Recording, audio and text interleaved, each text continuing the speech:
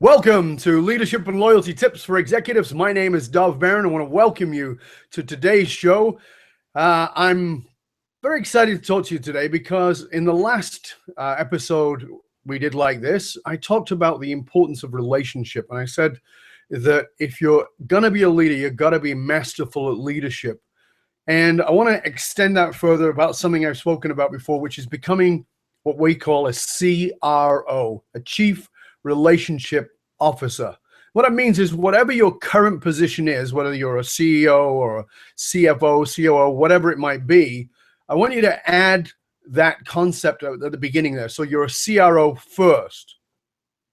And you need to commit to being one because as a Chief Relationship Officer, it is your job to build relationships with everybody that you interact with. Now, the reason you need to do this is actually quite simple.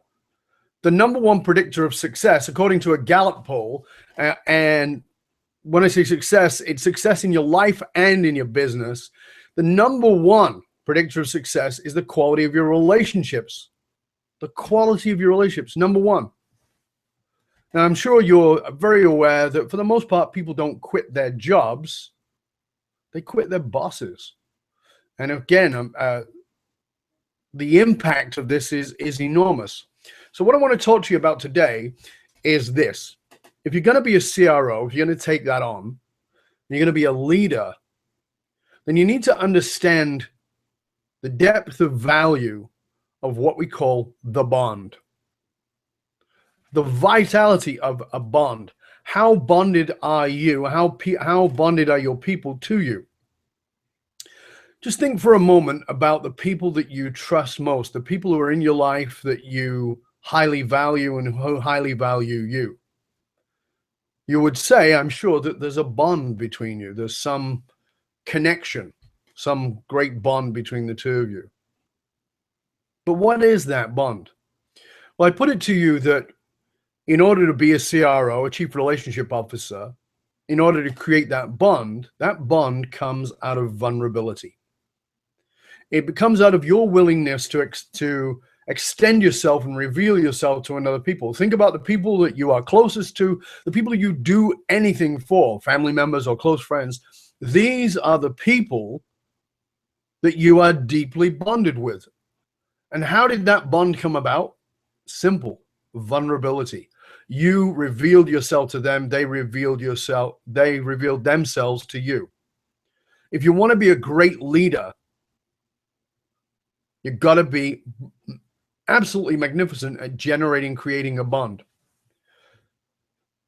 Think about the leaders who stand out in your mind, the people who we maybe have been in awe of, whether they're in politics or business or religion or whatever their background is. The people who've been most successful have had a bonded group of individuals around them. And I think that all too often we forget this. We get to be all about business. We get to be all about the bottom line. And we forget the importance of the people who surround us. Those people who will go the extra mile, who would do more than we possibly could ever ask them to do because of that bond. I put it to you that it's not possible for you to be a great leader without being able to generate a tremendous bond in other individuals. But that bond, as I said, is generated out of vulnerability. So stop for a minute and think about this. This is your tip. And this is your exercise, if you will, thing for you to put into place. Think about the people you're most bonded with. Think about the people who will do absolutely anything for you, the people who would go that extra mile. Aren't they the people who are deeply bonded to you? And what is it they're bonded to? You might think it's your talent. You might think it's your skills as a leader. But I promise you, it's who you are as a person. It's what they see that they're bonded to. It's what they feel the deep attraction to within who you are as a personality, as a character, what it is that you reveal to them and everybody else about who you are. And don't you feel a greater bond to somebody who is less than perfect? In fact, much research has shown that we actually don't like people who come across as perfect. We feel intimidated by them. We feel a little cut off from them. It's our humanity that bonds us, and therefore it's our vulnerability. So as I said, think about the people you're bonded with and the people who are bonded to you, the ones who would go that extra mile, and really consider what you know about them, what they know about you,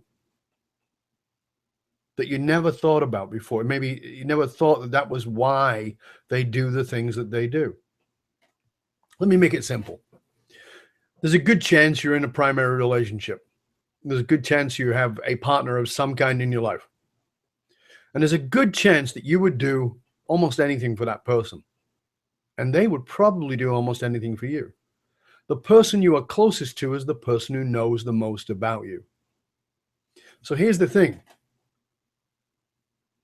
For your team to operate at optimum, for your team to be at its peak, they need to be bonded to each other as well as you. So there's levels of bonding here. First level of bonding is they need to bond to you as the leader. You have to facilitate them being bonded to each other, to your team being bonded to each other. And you must facilitate them being bonded to your organization, whatever that organization is, to the philosophy, to the purpose of that organization. So you've got to be really clear on what the philosophy of your company is, what the purpose of your company is beyond the bottom line, and find a bond in that. And that bond, that common bond between you and your team, between your team and other teammates, and between the company and each of those team members, actually has to have its base in vulnerability. What do you need to share that's not been shared yet? What is it you're holding back that you need to bring forward that would create that bond and have people go that extra mile for you and for the organization? This is Dov Baron. This is my leadership and loyalty tip for you today. I want to thank you for joining us. Thank you for sharing the show with everyone you know. And of course, you may also have been following some of our other podcasts, which are the Mind Mastery podcast and of course, Full Monty Leadership Show. All of those together. You can find us on iTunes. You can find us across the board. Check us out and make sure you share the show with everyone you know, as I said. And if you want to find out more about me, you can simply go to fullmontyleadership.com, just like the movie, fullmontyleadership.com, because it's all about taking it all off, revealing it all. So until next time, stay courageous, my friend, and stay curious.